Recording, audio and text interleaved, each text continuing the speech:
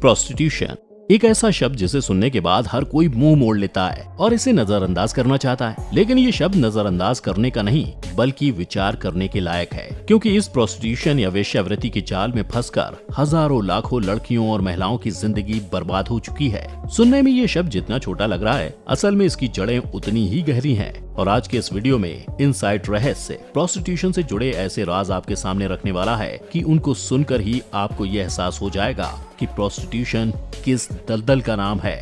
दोस्तों, आज हमारे समाज में हर दिन करीब 4 लड़कियां प्रोस्टिट्यूट बनती हैं। अपनी मर्जी से नहीं बल्कि जबरदस्ती उन्हें इस दलदल में धकेला जाता है। आंकड़े बताते हैं कि इन 4 में से 3 लड़कियों को फोर्स करके प्रोस्टिट्यूशन के इस धंधे में शामिल किया जाता है। हमारे देश में शिक्षा, चिकित्सा जैसी व्यवस्थाएं भले ही चरमरा रही हों, लेकिन वेश्यावृत्ति ने देश को एक अलग ही पहचान दिलाई है। और ये सब हम अपने मन से नहीं कह रहे, बल्कि रिपोर्ट्स और डेटा के बेसिस पर कह रहे हैं। इन रिपोर्ट्स के अनुसार एशिया का लार्जेस्ट रेड लाइट एरिया सोनागची हमारे देश भारत में ही मौजूद है। दोस्तों, ये आंकड़े आपको चौंका सकते हैं कि इस रेड लाइट एरिया में 18 साल से कम उम्र की करीब 12,000 लड़कियां देह व्यापार में शामिल हैं। इतना ही नहीं, इंडिया में करीब 1,000 से ज्यादा रजिस्टर्ड रेड लाइट एरियाज हैं। अब जब ये नेटवर्क इतना बड़ा है तो जाहिर सी बात है कि इन प्रोस्टिट्यूट्स की डिमांड्स भी बढ़नी ही है, और इसी डिमांड को पूरा करने के लिए ह्यूमन ट्रैफिकिंग इंडस्ट्री से लड़कियों की सप्लाई की जाती है। ILO यानी इंटरनेशनल लेबर ऑर्गेनाइजेशन की एक रिपोर्ट के मुताबिक ह्यूमन ट्रैफिकिंग इंडस्ट्री हर साल करीब 11,000 करोड़ से भी ज्यादा का प्रॉफिट कमाती है,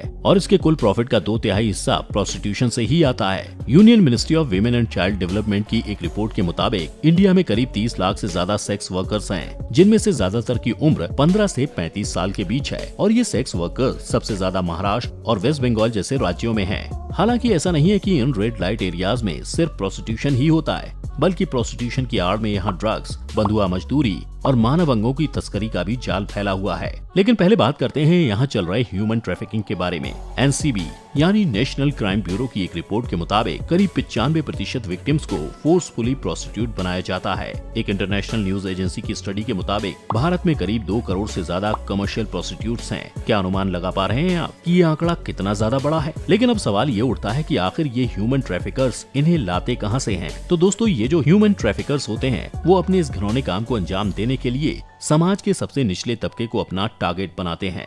दलित, छोटी जनजातियां और ग्रामीण इलाकों की लड़कियां मुख्य तौर पर इनके निशाने पर होती हैं। NCRB की रिपोर्ट के मुताबिक ये लड़कियां सबसे ज्यादा महाराष्ट्र, मध्य प्रदेश और यूपी जैसे राज्यों की होती हैं। इन राज्यों से प्रतिदिन करीब 105 महिलाओं के गायब होने की खबर आती है। और सिर्फ ऐसा नहीं है कि देश के अंदर से ही लड़कियों को प्रोस्टिट्यूशन के लिए लाया जाता है, बल्कि देश के बाहर यानी नेपाल, भूटान और बांग्लादेश जैसे देशों से भी लड़कियों को लाया जाता है। हैम्पटन यूनिवर्सिटी के प्रोफेसर शाहिद M शाहिदुल्लाह की एक बुक के अकॉर्डिंग बांग्लादेश में हर साल करीब 24 से 48 हजार लड़कियों को ट्रैफिक किया जाता है। लेकिन अब सवाल ये भी है कि इन्हें इतनी दूर से लाया कैसे जाता है। एक NGO रेस्क्यू फाउंडेशन के अनुसार प्रोस्टिट्यूशन के धंधे में धकेले जाने वाली ज्यादातर लड़कियों को पहले किडनैप किया जाता है। इन किडनैप की गई लड़कियों को ह्यूमन ट्रैफिकर्स मात्र 10 से 15 हजार रुपए में खरीदते हैं, और फिर उन्हें यहाँ लाकर मुंबई, दिल्ली और कोलकाता जैसे महानगरों में 2 से 3 लाख रुपए में बेच देते हैं। ज्यादा पैसे कमाने की आड़ में ट्रैफिकर्स ज्यादातर वर्जिन लड़कियों को ही खरीदते हैं, ताकि उनकी नीलामी करके मोटा पैसा कमाया जा सके। BBC की एक रिपोर्ट में साफ तौर पर बताया गया है कि मुंबई का कमाटीपुरा अपने वर्जिन लड़कियों की सेल के लिए दुनिया में सबसे ज्यादा फेमस है। जैसे ही इन लड़कियों को बेचा जाता है, उसके बाद ये सीधे रेड लाइट एरियाज में पहुंचा दी जाती हैं, और वहां से शुरू होती है इनकी नरक से भी बदतर जिंदगी। रेड लाइट एरियाज में पहुंचते ही इन लड़कियों को टॉर्चर और कंटिन्यूअसली रेप किया जाता है, और टॉर्चर इसलिए ताकि वो इस दर्द को सहन करने की आदी हो जाएं और ये मान लें कि अब यही उनकी जिंदगी है। यहाँ आने वाली लड़कियों को 3 श्रेणियों में बांट दिया जाता है। पहली श्रेणी में वो लड़कियां आती हैं जिन्हें अपने क्लाइंट को सर्विस देने के लिए फोर्स किया जाता है, और इनका पूरा प्रॉफिट इनके मालिक के पास ही रहता है। दूसरी श्रेणी में वो लड़कियां आती हैं जिन्हें अपने क्लाइंट को हाँ या ना बोलने का अधिकार होता है, और इनके प्रॉफिट का आधा हिस्सा ही इनके मालिक के पास जाता है, बाकी आधा इनके खुद के पास रहता है। और तीसरी श्रेणी में वो लड़कियां होती हैं जो अपनी खुद की मर्जी से अपने क्लाइंट को चूज करती हैं, और इनका सारा प्रॉफिट खुद के पास होता है।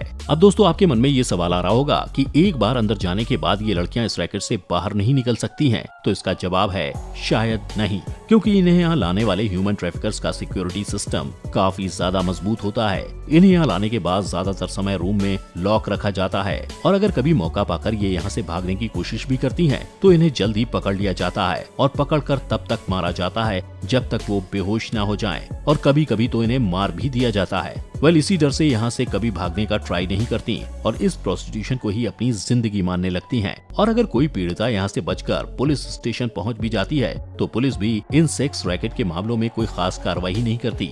उल्टा कई बार कुछ ऐसे मामले सामने आए हैं जब पुलिस वालों को ही सेक्स रैकेट चलाने का दोषी पाया गया था। साल 2012 में एमपी पुलिस ने कांस्टेबल निखिलेश ठाकुर और एएसआई मेघराज श्रीनील को एक सेक्स रैकेट चलाने के अपराध में गिरफ्तार किया था। इन सब के अलावा हमारी सोसाइटी भी प्रोस्टिट्यूशन के दलदल में फंसी लड़कियों को यहाँ से ना निकलने का एक मेन रीजन है, क्योंकि उन्हें पता है कि हमारा समाज ऐसा है कि अगर वो वहाँ जैसे तैसे करके निकल भी गयी तो ये उन्हें कभी एक्सेप्ट नहीं करेगा, कोई उनकी मजबूरी को नहीं समझेगा। इसलिए वो चाहकर भी इस दलदल से बाहर निकलने की कोशिश नहीं करती हैं। अब बात करते हैं इन सेक्स रैकेट्स की आड़ में चल रहे ड्रग्स, बंधुआ मजदूरी और मानव अंगों की तस्करी जैसे काले धंधों की। तो दोस्तों, इन रेड लाइट एरिया में रह रही लड़कियों को जब भी पैसों की जरूरत पड़ती है तो ये अपने मालिक से लोन ले लेती हैं, और जब ये पैसा नहीं चुका पाती हैं तो इनकी कई पीढ़ियों को बंधुआ मजदूर के तौर पर काम करके ये पैसे चुकाने पड़ते हैं। इतना ही नहीं, यहाँ रहने वाली प्रोस्टिट्यूट्स में से करीब 22.5% सेक्स वर्कर्स पाउडर और नमक जैसी चीजों से एडिक्टेड हैं। वहीं लगभग 75% सेक्स वर्कर्स गुटखा और सिगरेट जैसी चीजों से एडिक्टेड हैं। दोस्तों, इन सेक्स रैकेट्स को चलाने में कई नामी गिरामी हस्तियों के साथ साथ बॉलीवुड और हॉलीवुड भी शामिल है। जी हाँ, बॉलीवुड और हॉलीवुड भी, क्योंकि ऐसे कई केस सामने आ चुके हैं जब बड़े बड़े लोग इन सेक्स रैकेट्स को चलाने के आरोप में गिरफ्तार हुए हैं। साल 2018 में मुंबई क्राइम ब्रांच ने सलमान खान की फिल्म ट्यूबलाइट की कोरियोग्राफर रह चुकी 56 साल की एग्नेस हैमिल्टन को ग्लोबल प्रोस्टिट्यूशन रैकेट चलाने के अपराध में गिरफ्तार किया था। इतना ही नहीं, सितंबर 2020 में इंदौर के एक पुलिस स्टेशन में कुछ लड़कियों ने रिपोर्ट दर्ज करवाई थी जिसमें बताया गया था कि कैसे मॉडलिंग के नाम पर उन्हें प्रोस्टिट्यूशन के धंधे में धकेल दिया गया था। ऐसी ही कुछ घटनाएं कोलंबिया की एक star Liliana del Carmen Campos Piolo के नाम के साथ भी जुड़ी हुई हैं, जिन्हें साल 2018 में इंटरनेशनल प्रोस्टिट्यूशन रैकेट चलाने के आरोप में गिरफ्तार किया गया था। साल 2020 में बॉलीवुड के कास्टिंग डायरेक्टर नवीन कुमार प्रेमलाल आर्या को प्रोस्टिट्यूशन रैकेट चलाने के आरोप में अरेस्ट किया गया था। यानी इसका एक सीधा सा मतलब ये भी है कि जो लड़कियां बाहर से नहीं आती उन्हें बॉलीवुड जैसी इंडस्ट्री से यहाँ लाया जाता है। अब जब बॉलीवुड और हॉलीवुड इस धंधे में फंसे हैं तो हमारे पॉलिटिशियन कहाँ पीछे रहने वाले हैं। साल 2017 में भोपाल में बीजेपी के एक लीडर नीरज शाकी को सेक्स रैकेट चलाने के आरोप में गिरफ्तार किया गया था। इतना ही नहीं, श्रीलंका और मालदीव्स के कुछ पॉलिटिशियंस को भी जुलाई 2021 में चाइल्ड सेक्स रैकेट चलाने के आरोप में अरेस्ट किया गया था। अब ये तो कुछ ही केसेस हैं जो सामने आ पाए हैं, ऐसे ना जाने कितने लोग होते होंगे जो सेक्स रैकेट चलाते होंगे। अब आपके दिमाग में ये सवाल भी कुलमुला रहा होगा, जब प्रोस्टिट्यूशन हमारे समाज के लिए इतना भयावह है तो इसे बंद क्यों नहीं किया जाता? क्या इसे बंद करने के लिए कोई कानून नहीं है? तो दोस्तों, कानून तो है, लेकिन इस कानून में एक कमी रह गई जिसके कारण ये सब इतने निडर होकर ये नंगा नाच कर रहे हैं। दरअसल ITPA यानी इमोरल ट्रैफिक प्रिवेंशन एक्ट 1956 के अनुसार किसी को प्रोस्टिट्यूशन के लिए उकसाना, ललचाना और उन्हें मजबूर करना इल्लीगल है। लेकिन इसी ITPA के एक सेक्शन में ये भी कहा गया है कि प्रोस्टिट्यूशन पूरी तरह से इल्लीगल भी नहीं है, बस इसे पब्लिक प्लेसेस जैसे होटल, स्कूल और टेम्पल्स जैसी जगहों पर करना इल्लीगल है। यानी सीधे शब्दों में अगर कहा जाए तो बंद कमरे के पीछे अपनी मर्जी से सेक्स के लिए पैसों का आदान प्रदान करना बिल्कुल लीगल है, और इसी कमी का फायदा उठाते हैं ये ट्रैफिकर्स। हालांकि इस कमी से मासूम विक्टिम्स को बचाने के लिए सरकार ने कई योजनाएं चलाई हैं, जैसे उज्ज्वला, अ कम्प्रहेंसिव स्कीम। इस स्कीम के तहत ट्रैफिकिंग और कमर्शियल सेक्सुअल एक्सप्लॉयटेशन का शिकार हुई महिलाओं को रेस्क्यू कर समाज में पुनः उनकी उन्नति के प्रयास किए जाते हैं। ऐसी ही और भी कई योजनाएं सरकार के द्वारा चलाई गई हैं, जिसमें प्रोस्टिट्यूशन के दलदल में फंसी महिलाओं की जिंदगी को सुधारा जा सके, वरना प्रोस्टिट्यूशन का ये दलदल न जाने कितनी मासूम लड़कियों को अपने जाल में फंसाकर उनकी जिंदगी को बर्बाद कर देगा।